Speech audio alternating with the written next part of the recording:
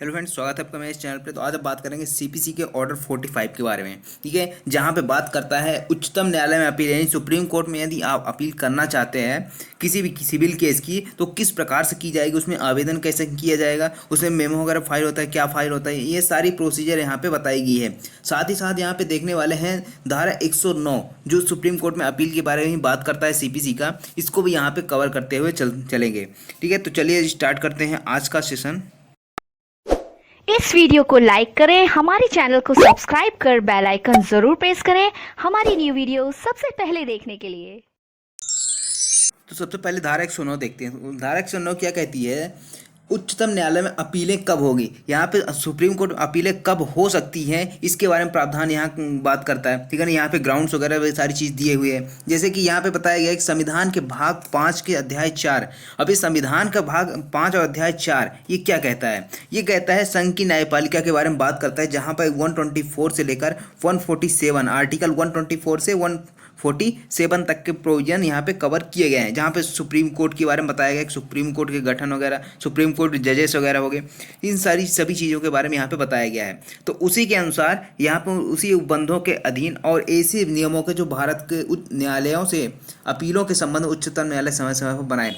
ठीक है, पहली चीज़ तो कहता है कि जो भाग 5 और अध्याय 4 है किसका, संविधान का, उसके अधीन रहते हुए साथ ही साथ यदि कुछ नियम बनाए गए हैं सुप्रीम कोर्ट के द्वारा अपील के संबंध में, ठीक है, तो वहाँ पर उस नियमों के अधीन रहते हुए और इसके पश्चात अंतर्विष्ट उपबंधों के अधीन रहते हुए, यानी कि इसके बाद अभी तो दो चीज़ें बता दी गई। ठीक है ना, पहला कि यहाँ पे भाग 5 और अध्याय 4, और दूसरा क्या कहता है कि यहाँ पर जो उच्चतम न्यायालय अपील के संबंध में कोई ऐसा रूल्स बनाया है उसके अधीन रहते हैं। साथ ही साथ इसके पश्चात यहाँ पे कुछ जो बताए गए हैं, जो भी इस नियम यानी कि इस संहिता में, उसमें क्या किया जाएगा, उसके रूल के अकॉर्डिंग चलते हुए क्या किया जाए, किसी उच्च न्यायालय की सिविल कार्यवाही में की गई किसी निर्णय। अब यहाँ पे किसकी अपील हो रही है? हाई कोर्ट की हो रही है। हाई कोर्ट की कौन सी अपील हो रही है? जो सिविल मैटर होते हैं ना, सिविल मैटर के किसी भी निर्णय, डिक्री या अंतिम आदेश की अपील कहाँ पे होती है? उच्चतम न्यायालय में होती है। तो यही यहाँ पे किया जा रहा है। लेकिन ये कब कर सकते हैं? सुप्रीम कोर्ट में आप डायरेक्ट नहीं जा सकते। सुप्रीम कोर्ट में जाने क्या करना पड़ेगा? सबसे पहले जहाँ जिस हाई कोर्ट का क्या किया गया है निर्णय या डिक्री वगैरह है, उस हाई कोर्ट से क्या करना होगा, परमिशन लेना होगा, एक सर्टिफिकेट लेना पड़ता है।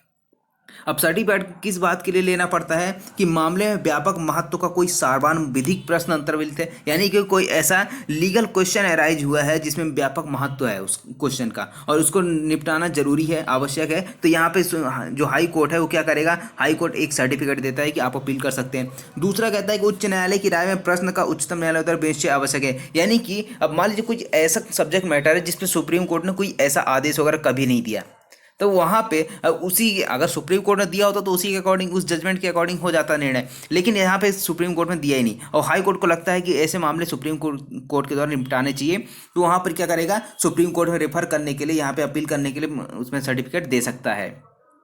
ये बात करता है 109। ठीक है, तो किस प्रकार से आप सुप्रीम कोर्ट में जाएंगे अपील को लेकर। तो अब बात करते हैं जो आपका ऑर्डर 45 है। ठीक है, यहाँ पे तो बता दिया कि आप जा सकते हैं, लेकिन कैसे जाएंगे? सर्टिफिकेट वगैरह लेके जाएंगे। ठीक है, जब तक सर्टिफिकेट नहीं मिलेगा आप जा नहीं सकते हैं सुप्रीम कोर्ट। तो इसके बाद अब आता है आपका 45। अब यहाँ पर आपसे एक बात और कहूँगा, यदि आपके पास बेरेक्ट है ना, तो बेरेक्ट जरूर खोल लीजिएगा।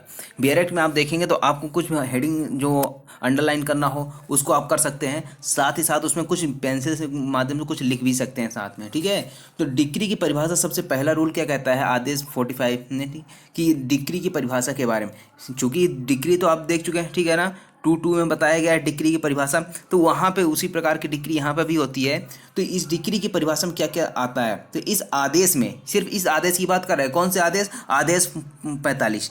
अब यहाँ पे क्या कहता है कि जब तक कि विषय संदर्भ से कोई बात विरुद्ध ना हो, यानी कि जब तक स्पेशली कोई ऐसी बात कही ना कही हो या फिर उसके विरुद्ध ना कही गई हो, तब तक डिक्री में क्या शामिल है? डिक्री के अंतर्गत अंतिम आदेश भी आता है, आएगा। ठीक है ना, यहाँ पे ये बता दिया गया है, जब तक कोई बात उसके विरुद्ध ना हो तब तक डिक्री के अंतर्गत अंतिम आदेश आएगा। अब दूसरा रूल सबसे इंपॉर्टेंट है, पहला इतना नहीं है, दूसरा सबसे इंपॉर्टेंट यहाँ पे क्या कहता है? उस न्यायालय को आवेदन जिसकी डिग्री परिवादित है। सबसे पहले तो क्या करना होगा कि जिस हाई कोर्ट की आप अपील करना चाहते हैं ना, तो वहाँ पे आप एप्लीकेशन फाइल करते हो। ठीक है ना, क्यों कि सर्टिफिकेट लेना है कि अपील करना चाहते हो आप। तो जो कोई उच्चतम न्यायालय में अपील करना चाहता है वह उस न्यायालय में अर्जी द्वारा आवेदन करेगा जिसकी डिग्री परिवादित है। ठीक है, यानी कि जिस कोर्ट की डिग्री की आप क्या करना चाहते हैं, परिवाद करना चाहते, अपील करना चाहते हैं, तो वहाँ पे क्या करना होगा, सबसे पहले तो एक एप्लीकेशन फाइल करनी होगी। अब इस एप्लीकेशन की, अब ये एप्लीकेशन क्यों फाइल होगी वो आगे मैं बताऊंगा, ठीक है ना, रूल 3 में बताया गया है। ठीक है, तो यहाँ पे बताया गया है कि यहाँ पे क्या किया जाएगा, एप्लीकेशन फाइल की जाएगी। जब एप्लीकेशन फाइल की जाती है ना उपनियम 1 के अधीन, उपनियम 1, तो यहाँ पे क्या होगा, जो यहाँ पे बताया गया, ठीक है ना, नियम नहीं बोल रहा है, ये उपनियम बोल रहा है, यानी इसी नियम की बात करता है। तो उपनियम 1 के दिन हर अर्जी की सुनवाई यथासंभव शीघ्रता से की जाएगी, यानी कि इस एक्सपीडिशली यहाँ पे क्या किया जाएगा, उसको सुना जाएगा उस एप्लीकेशन को, और 60 दिन के भीतर यहाँ पे क्या किया जाएगा, जिस दिन एप्लीकेशन उपस्थित की गई है उसके 60 दिन के भीतर समाप्त करने का प्रयास किया जाएगा, यहाँ पे ये बात करता है। तो यहाँ पे आप इसको अंडरलाइन करिएगा, 60 दिन के भीतर लिमिटेशन बता दी। अब यहाँ पे आता है रूल 3। रूल 3 क्या कहता है कि मूल्य या औचित्य के बारे में प्रमाण पत्र। अब यहाँ पे आप अपील क्यों करना चाहते हैं, ठीक है, तो अपील करना चाहते हैं तो उसके लिए आप आवेदन दे रहे हैं, आवेदन में क्या क्या चीज़ें होंगी, ये सारी चीज़ है, और आपको सर्टिफिकेट क्यों दे ये भी यहाँ पे बताया गया है। तो हर अर्जी में अपील के आधार होंगे, यानी कि जब भी आप एप्लीकेशन फाइल करोगे ना, तो जब भी आप एप्लीकेशन फाइल करोगे तो उसके साथ क्या करना होगा, अपील के आधार भी लिखना होगा कि आप अपील क्यों करना चाहते हो, क्या कारण है, कौन से रीज़न है जिसके कारण आपको सेटिस्फाई नहीं हो उस डिग्री से। ठीक है, ये हो गया। और ऐसे प्रमाण पत्र के लिए प्रार्थना करनी, यानी कि आपको प्रमाण पत्र के लिए भी यहाँ पे इसमें प्रार्थना करनी होगी, मुझे प्रमाण पत्र दिया जाए, क्यों, क्योंकि मुझे सुप्रीम कोर्ट जाना है, अपील करनी है। तब यहाँ पे की जो हाई कोर्ट है ना वो क्या देखेगा, 2 चीज़ें देखेगा, जो हमने धारा 109 में देखी थी वही चीज़ यहाँ पे बताया गया है कि मामले में सामान्य महत्व का सारवान विधि के प्रश्न अंतर्गत हो। दूसरा कहता है कि न्यायालय की राय में उक्त प्रश्न का विनिश्चय उच्चतम न्यायालय द्वारा किया जाना आवश्यक है।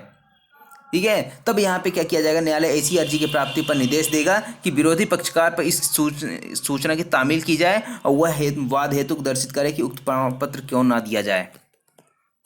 ठीक है, अब यहाँ पे क्या किया जाएगा, अब इसकी प्रमाण पत्र के लिए भी ना यहाँ पे सूचना की तामील होगी, किसको, विरोधी पक्षकार को। जब विरोधी पक्षकार को तामील होगी कि क्यों, कि यहाँ पे इसको प्रमाण पत्र नहीं दिया जाए। ठीक है ना, यहाँ पे भाई अपोजिट पार्टी को तो सुना जाएगा, जब अपोजिट पार्टी को सुना जाएगा तभी तो पता चलेगा इसकी ये सही है कि गलत है।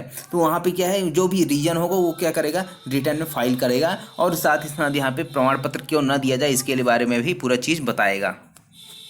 अब आता है रूल 4। रूल 4 तो रिपील्ड हो चुका है, ठीक है ना। अब रूल 5 आता है, रूल 5 भी रिपील्ड है। रूल 6 आता है, वो भी क्या कहता है कि अगर प्रमाण पत्र देने से इनकार का प्रभाव है, यानी कि जब ऐसा प्रमाण पत्र देने से इनकार कर दिया जाता है तो वहाँ पर अर्जी क्या है, खारिज कर दी जाती है। यानी कि जो कोर्ट है उसने क्या किया, प्रमाण पत्र नहीं दिया। जब प्रमाण पत्र नहीं देता है तो यहाँ पर क्या किया जाएगा, अर्जी को खारिज कर दिया जाता है। उसके बाद नेक्स्ट आता है कि प्रमाण पत्र दिए जाने पर अपेक्षित प्रतिभूति और निक्षेप। जब भी यहाँ पे प्रमाण पत्र दिया जाता है ना तो वहाँ पे क्या किया जाएगा, एक जो भी डिपॉजिट करवाया जाएगा, यानी कि कुछ पैसे जमा करवाए जाते हैं, प्रतिभूति रखाई जाती है कि अगर आप जैसे मान लीजिए 5 लाख रुपए की डिक्री हुई थी और आप नहीं देना चाहते, आप सुप्रीम कोर्ट में अपील करना चाहते हैं, तो आपको क्या करना होगा, यहाँ पे सुप्रीम कोर्ट में जा तो सकते हैं, लेकिन यदि आपको 5 लाख रुपए बी को देने थे और आप नहीं देना चाहते तो यहाँ पे क्या करना होगा कि यहाँ पे कोर्ट में आपको जमा करना पड़ेगा, प्रतिभूति के रूप में डिपॉजिट करना होगा, ठीक है, ताकि आपको क्या हो, बाद में अगर आप कुछ करो नहीं तो फिर यहाँ से आपको क्या किसको दिया जाएगा, बी को दे दिया जाएगा।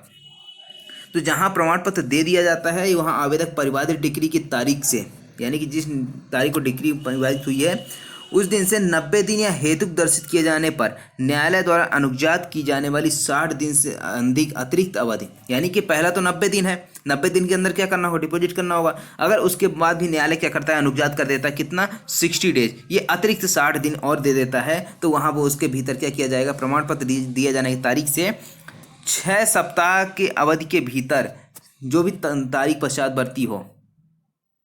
ठीक है, यहाँ पे तो एक 90 दिन हो गए, 60 दिन हो, 60 दिन अतिरिक्त हो गया, या फिर बताया गया है कि यहाँ पे या लगा हुआ है, या कि जब प्रमाण पत्र दिया जा रहा है उसकी तारीख से 6 सप्ताह के भीतर क्या करना होगा, आपको यहाँ पे प्रतिभूति वगैरह सारी चीज़ देनी होगी। ठीक है, बाकी इसमें इतने इम्पोर्टेंट नहीं है। अभी जो इम्पोर्टेंट है वो है अब यहाँ पे रूल 8। अब रूल 8 क्या कहता है कि यदि मान लीजिए अपील ग्रहण कर ली जाती है, एक्सेप्ट कर ली जाती है, तब वहाँ पर क्या होगा, अब यहाँ पे क्या हुआ, तो एप्लीकेशन सर्टिफिकेट वगैरह सब कुछ हो गई, तो यहाँ पे क्या किया जाएगा, अपील को एडमिट किया करने की बात आती है। तो यहाँ पे क्या है कि जहाँ न्यायालय को समाधान रूप से यह प्रतिभूति दे दी गई है और निक्षेप कर दिया गया है, ठीक है, यानी कि जो प्रतिभूति देने की बात की गई थी और साथ ही साथ डिपॉजिट करने की बात की गई थी, वो सारा चीज़ हो गया है, तब वहाँ पे न्यायालय क्या करेगा, ये घोषित करेगा कि अपील ग्रहण कर ली गई है और उसकी सूचना प्रत्यर्थी को देगी, यानी जो भी अपोजिट है, ठीक है ना, अपोजिट पार्टी, उसको क्या किया जाएगा, अब यहाँ पे उसको सूचना की दी जाएगी कि भैया आपके खिलाफ यहाँ पे अपील एडमिट हो गई, आप भी अपना वकील वगैरह करके पहुँच जाओ। उसके बाद क्या होगा कि उक्त अभिलेख की यथापूर्वक के सिवाय, यानी कि जैसा पहले था उसके सिवाय क्या किया जाएगा, शुद्ध प्रति न्यायालय की मुद्रा सहित। अब यहाँ पे उसकी जो शुद्ध कॉपी है ना, यानी कि सर्टिफाइड कॉपी नहीं, सर्टिफाइड कॉपी यहाँ पे बात की जा रही है, यानी जो अभिलेख है वो सारा चीज़ क्या किया जाएगा, सुप्रीम कोर्ट को पारित करेगा, यानी कि सुप्रीम कोर्ट को भेजा जाएगा। उसके बाद दोनों में से किसी भी पक्षकार को वाद को कागजों में से किसी भी कागज की या एक अधिक प्रमाणित प्रतियां उसके द्वारा आवेदन किए जाने पर और उनकी तैयारी में युक्त व्ययों को संदत किए जाने पर देगा, यानी कि दोनों पक्षकार जो हैं उनको यदि कोई कागज वगैरह लेना है तो वो क्या कर सकते हैं, अप्लाई कर सकते हैं और उसकी पूरी यहाँ पे क्या किया जाएगा, उसको कागज़ दिया जाएगा, जो भी फीस हो गया, फीस चुकाने पे आपको सारा कागज की कॉपी वगैरह दे दी जाएगी, ठीक है। अब यहाँ पे क्या है, अब यहाँ पे करेक्ट कॉपी भेजी जाएगी यहाँ पे पूरी, ठीक है, किसको, सुप्रीम कोर्ट को भेजी जा रही है, तो अगर अपील एडमिट हो जाती है। उसके बाद आता है कि यदि प्रतिभूति के प्रतिग्रहण का प्रतिसंहरण, अब इसका मतलब क्या होता है कि अपील न्यायालय के ग्रहण किए जाने, अपील यानी कि न्यायालय अपील के ग्रहण किए जाने के पूर्व किसी भी समय हेतु दर्शित किए जाने पर किसी भी ऐसी प्रतिभूति के प्रतिग्रहण का प्रतिसंहरण कर सकेगा और उसके बारे में अतिरिक्त निर्देश दे सके। अब जो भी यहाँ पे प्रतिभूति जमा की गई थी ना, अब उसको अपील ग्रहण किए जाने के पहले क्या कर सकता है, किसी भी समय जब भी यहाँ पे उसको रीजन मिलता है, जब भी वो हेतु दर्शित किया जाता है ना, तो वहाँ पे क्या करेगा, जो प्रतिभूति था जिसको एक्सेप्ट किया गया था उसको क्या करेगा, प्रतिसंहरण कर देगा, यानी कि डिनाई कर देता है, ठीक है। तो यहाँ पे रिवोक कर सकता है, इसको प्रतिसंहरण कर सकता है, और इसके बारे में जो भी अतिरिक्त डायरेक्शन देना चाहे तो वो भी, जो भी डायरेक्शन देना चाहते हैं न्यायालय वो डायरेक्शन दे सकता है। अब आता है 9A। 9A क्या कहता है, मृत पक्षकारों की दशा में सूचना दिए जाने से अविमुक्ति देने की शक्ति। जब मृत पक्षकार हैं, ठीक है ना, जो पक्षकार थे उनकी डेथ हो जाती है, तो उस दशा में जब सूचना दिए जाने से जो छूट की बात करता है, मुक्ति देने की शक्ति की बात करता है, तो यहाँ पे कहता है इन नियमों की किसी भी बात के बारे में जो विरोधी पक्षकार या प्रत्यर्थी, जो विरोधी पक्षकार या फिर प्रत्यर्थी मतलब रिस्पोंडेंट है, उस पर किसी भी सूचना या तामील या किसी सूचना या उसे दिया जाना अपेक्षित करती है, यह नहीं समझा जाए कि मृत विरोधी पक्षकार या मृत प्रत्यर्थी के विधिक प्रतिनिधि पर इस सूचना की तामील या उसे किसी सूचना का दिया जाना उस दशा में अपेक्षित करती है जिसमें ऐसा विरोधी पक्षकार या प्रत्यर्थी उस न्यायालय में जिसकी डिक्री परिवादित है, सुनवाई के समय उस समय न्यायालय में डिक्री के पश्चात भर्ती किसी कार्यवाही उपसंजात नहीं हुआ है।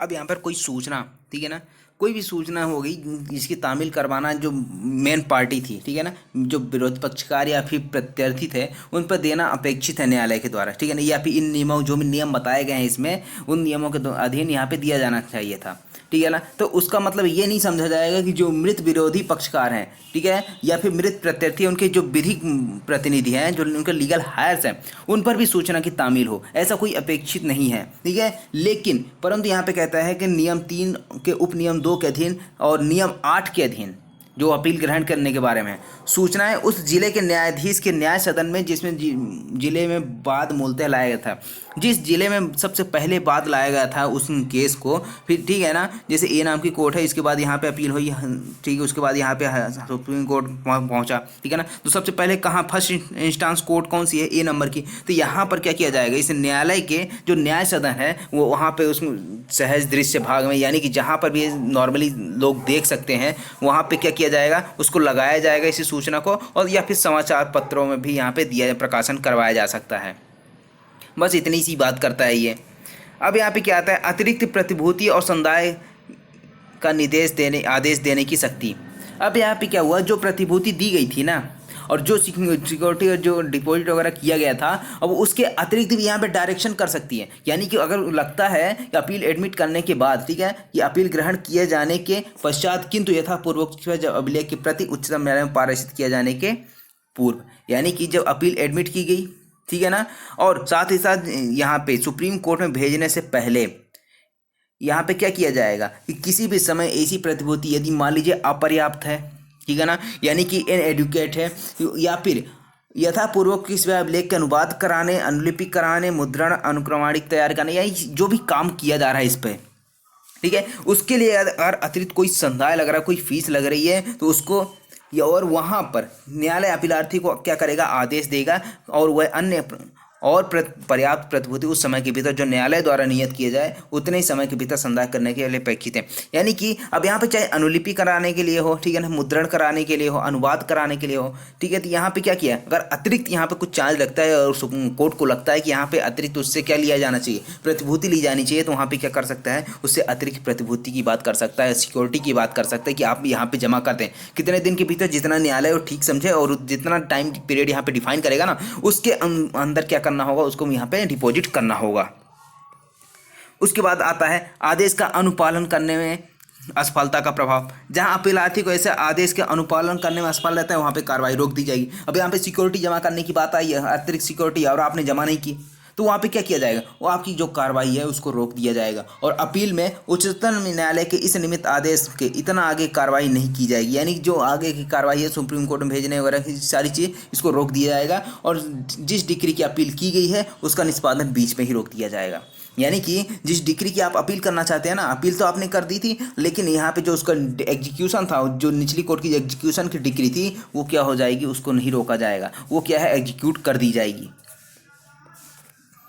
अब निक्षेप की बाकी वापसी, यदि मान लीजिए आपने कुछ ज़्यादा जमा कर दिए तो उसको क्या है, वापसी भी करनी होगी ना। यथापूर्वक सिवाय अभिलेख की प्रति उच्चतम न्यायालय को पारित कर दी गई है, तब अपीलार्थी नियम 7 के अधीन उसके द्वारा निक्षेप की गई रकम की बाकी हो, यदि कोई हो तो वापस ले सकेगा। यानी कि कोई ऐसी बचा हुआ है ना जो डिपॉजिट है, तो वो क्या कर सकता है, उसको वापस दिलाया जा सकता है, वापस ले सकता है कि भैया आप वापस ले लो। अब ऐसा नहीं है डायरेक्ट कोर्ट में चले जाओ, भैया हमारा पैसा दो, ऐसा नहीं है, ठीक है ना। उसका एक प्रोसीजर होता है जो कोर्ट फीस एक्ट के अंतर्गत आता है, या फिर जो डिपॉजिट वगैरह रहते हैं उसके जो रूल्स बने रहते हैं वो तो वहाँ पे उसके अनुसार रहता है। अब यहाँ पर रूल 13 आता है। रूल 13 क्या कहता है कि अपील लंबित रहने तक न्यायालय की शक्तियाँ। अब जब अपील पेंडिंग है तब न्यायालय की क्या पावर्स होंगी, तो जब तक न्यायालय अन्यथा निर्दिष्ट नहीं करे ना, तब तक उस डिक्री की जिसकी अपील की गई है बिना शर्त निष्पादन किसी अपील के ग्रहण के लिए प्रमाण पत्र दिए जाने पर भी किया जा सकेगा। अब यहाँ पे क्या हुआ कि जब तक कोई ऐसा डायरेक्शन नहीं दिया गया है तब तक क्या किया जाएगा, जो डिक्री हुई थी ना उसका एग्जीक्यूशन वहाँ पे रोका नहीं जाएगा। आपने अपील कर दी, इसका मतलब ये थोड़ी है कि यहाँ पे आपका एग्जीक्यूशन रुक जाएगा, ठीक है। आपको सर्टिफिकेट दे दिएगा तो आपका एग्जीक्यूशन रुक गया, तो यहाँ पे ऐसा नहीं है। बिना शर्त निष्पादन किसी अपील के ग्रहण करने के लिए प्रमाण पत्र दे दिए जाने पर भी किया जा सकेगा, जो उस डिक्री का निष्पादन वगैरह, ठीक है। तो यहाँ पे क्या करना होगा, एक स्पेशल आपको क्या करना होगा, सबसे जैसे ही आप एप्लीकेशन फाइल करते हैं तो वहाँ पर क्या करना होगा, आपको एक प्रेयर भी करनी होगी कि जो मेरे खिलाफ यहाँ पे एग्जीक्यूशन की डिक्री हुई उसको भी रोक दिया जाए। तो यहाँ पे रोका जा सकता है। यदि मान लीजिए ऐसा नहीं रोका गया, अन्यथा निर्दिष्ट नहीं किया गया, तब तक यहाँ पे क्या किया जाएगा, उसकी आप एग्जीक्यूशन किया जाएगा। अब दूसरा आता है, कहता है कि यदि न्यायालय ठीक समझे तो वह विशेष हेतु से जो बाद में हितबद्ध किसी पक्षकार द्वारा दर्शित किया गया हो, यह न्यायालय को अन्यथा प्रतीत होता हो, क्या कर सकता है, विवादग्रस्त किसी भी जंगम संपत्ति को या उसके किसी भी भाग को परिबद्ध कर सकता है। यानी कि जो वहाँ पे जंगम संपत्ति थी उसको अपने कस्टडी में ले सकता है, ठीक है ना, यदि न्यायालय को ऐसा ठीक समझिए तो। दूसरा कहता है कि प्रत्यर्थी से ऐसी प्रतिभूति लेकर जो न्यायालय किसी ऐसे आदेश के सम्यक पालन के लिए ठीक समझे, जो उच्चतम न्यायालय अपील करे, उस डिक्री का जिसकी अपील की गई है निष्पादन अनुज्ञात कर सकेगा। यानी कि जो निष्पादन है ना उसको अनुज्ञात कर सकेगा कि आप या इसका क्या कर सकते हैं, एग्जीक्यूशन करवा सकते हैं, उसको पालन में लगता है, ठीक है ना, न्यायालय को लगता है। तो उसके बाद नेक्स्ट आता है, नेक्स्ट क्या कहता है, अपीलार्थी से ऐसी प्रतिभूति लेकर जो उस डिक्री की जिसकी अपील की गई है या ऐसी किसी डिक्री या आदेश के जो उच्चतम न्यायालय अपील में करे, सम्यक पालन के लिए न्यायालय ठीक समझे तो उस डिक्री का जिसकी अपील की गई निष्पादन रोक सकेगा। अब यहाँ पे जो उसका एग्जीक्यूशन है ना वो भी इसको रोक सकता है, जो इसका एग्जीक्यूशन किया जा रहा था उसको रोका जा सकता है न्यायालय के द्वारा। अगर जो अपीलार्थी है उसने अगर प्रतिभूति दे दी बराबर, जो भी प्रतिभूति मांगी गई थी वो दे देता है, तो वहाँ पर क्या किया जाएगा, उसको रोक दिया जा सकता है। फोर्थ कहता है न्यायालय की सहायता मांगने वाले किसी पक्षकार पर ऐसी शर्तों का अधिरोपण या अपील की विषय वस्तु के बारे में ऐसे निर्देश जो न्यायालय ठीक समझे रिसीवर की नियुक्ति। अब यहाँ पे जो रिसीवर होते हैं ना, वो रिसीवर भी नियुक्त कर सकता है। अगर कोई प्रॉपर्टी है और उसके लिए कोई रिसीवर की मांग करता है, कोई किसी भी पार्टी के द्वारा किया जाता है, तो वहाँ पे उसके लिए रिसीवर भी नियुक्त किया जाएगा। लेकिन रिसीवर नियुक्त करने के लिए ना न्यायालय पैसा नहीं देगा, पैसा आप ही को देना होगा। जिस मांग कर रहा है ना उसी को पैसा देना होगा। रिसीवर की जो पारिश्रमिक वगैरह सारी चीज़ें रहती है वो सारी चीज़ किसको देनी होगी? रिसीवर को देनी होगी। ये कोर्ट डिसाइड करता है।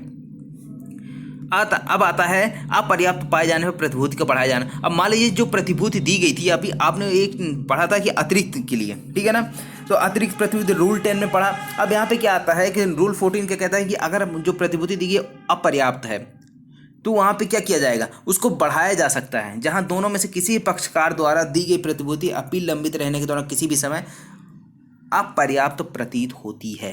अब इसका मतलब क्या है? या आपने 5 लाख रुपए की प्रतिभूति भरी है, वो उनको लगता है कम है, तो भैया और बढ़ाओ, यहाँ पे 10 लाख करो, तो यहाँ पे आपको क्या करना होगा? 10 लाख रुपए यहाँ पे भरना होगा, ठीक है। तो यहाँ पे क्या होगा? अगर अपर्याप्त है तो न्यायालय दूसरे पक्षकार के आवेदन पर अतिरिक्त प्रतिभूति दिए जाने के में व्यतिक्रम होने पर, यानी कि जब यहाँ पे न्यायालय को लगता है कि अपर्याप्त है तो वहाँ पे डायरेक्शन देगा कि आप दें। अगर वहाँ पे न्यायालय क्या करता है? दूसरे पक्षकार के आवेदन पर क्या करना है? अतिरिक्त प्रतिभूति के दिए जाने में व्यतिक्रम होता है, तब न्यायालय क्या करेगा? तो यहाँ पे तो कर सकता है ना, न्यायालय द्वारा यथा अपेक्षित अतिरिक्त प्रतिभूति अपेक्षित कर सकता है। इसमें 2 चीज़ें बताई गई। पहला क्या कहता है कि उस दशा में जिसमें मूल प्रतिभूति अपीलार्थी द्वारा की गई है, यानी कि जो मूल प्रतिभूति है वो किसके द्वारा? अपीलार्थी के द्वारा की गई थी। न्यायालय उस डिक्री की जिसकी अपील की गई है निष्पादन प्रत्यार्थी के आवेदन पर ऐसे कर सकेगा मानो अपीलार्थी ने ऐसी प्रतिभूति ना दी हो।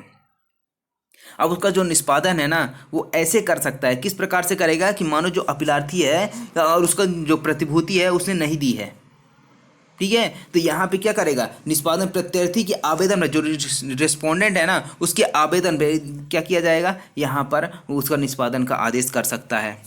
दूसरा, उस दशा में जिसमें मूल प्रतिभूति प्रत्यार्थी द्वारा दी गई थी, यानी कि रिस्पोंडेंट के द्वारा दी गई थी, न्यायालय डिक्री का अतिरिक्त निष्पादन वहाँ तक जहाँ तक संभव हो सके रोक देगा। अब यहाँ पे इसको क्या कर देगा? जो एग्जीक्यूशन है उसको रोक देगा। अब यहाँ पे एग्जीक्यूशन करा रहा था जहाँ पे अपीलार्थी ने प्रतिभूति दी थी, लेकिन यहाँ पे रिस्पोंडेंट ने दी, यानी कि प्रत्यार्थी ने दी थी, यहाँ पे क्या कर देगा? रोक देगा एग्जीक्यूशन को। अब यहाँ पे रूल 15 है। रूल 15 क्या कहता है? उच्चतम न्यायालय के आदेशों को प्रवृत्त कराने की प्रक्रिया। जो कोई उच्चतम न्यायालय की किसी डिक्री आदेश का निष्पादन कराना चाहता है, वह उस डिक्री की जो अपील में पारित की गई थी, उस आदेश की जो अपील में किया गया था और जिसका निष्पादन चाहा गया था, प्रमाणित प्रति के सहित अर्जी द्वारा उस न्यायालय से आवेदन करेगा जिसकी अपील उच्चतम न्यायालय में की गई थी। यानी कि जिस कोर्ट की आपने क्या की? अपील की थी, सुप्रीम कोर्ट ने डिसाइड कर दिया, तो यहाँ पे एग्जीक्यूशन कराएगा। जो निचली कोर्ट है ना वो क्या कराएगा? इसका एग्जीक्यूशन कराता है। यहाँ पर बस इतना ही ध्यान रखना है। और अब आपको देखना है रूल 16। रूल 16 क्या कहता है? निष्पादन संबंधी आदेश की अपील। अब यहाँ पे उच्चतम न्यायालय की डिक्री या आदेश का निष्पादन जो न्यायालय करता है, ठीक है ना, यानी कि जो सुप्रीम कोर्ट ने क्या किया? डिक्री या आदेश कर दिया। किसका? निष्पादन का। तो निष्पादन का न्यायालय करता है, तो उस न्यायालय द्वारा ऐसे निष्पादन के संबंध में किए गए आदेश उसी रीत और नियमों के अधीन अपील नहीं होंगे जिस रीत से जिसके अधीन हुए उस न्यायालय को अपने डिक्रियों के निष्पादन संबंधी आदेश की अपील नहीं होते हैं। यानी कि जिस प्रकार से नॉर्मल अपील होती है ना उसी प्रकार से यहाँ पे अपील की जाएगी जैसे सुप्रीम कोर्ट ने करता है, ठीक है। तो यहाँ पे ये चीज़ बताया गया है, बाकी और कुछ नहीं बताया गया है। इतना ही इसमें है सुप्रीम कोर्ट में अपील करने के बारे में। आई होप आपको समझ में आया होगा। यदि आपको समझ में आए तो प्लीज़ लाइक करिए, शेयर करिए अपने दोस्तों के साथ, ठीक है। तो थैंक यू सो मच। फिर मिलते हैं अगली क्लास में नेक्स्ट लेक्चर में। तब तक के लिए बाय बाय।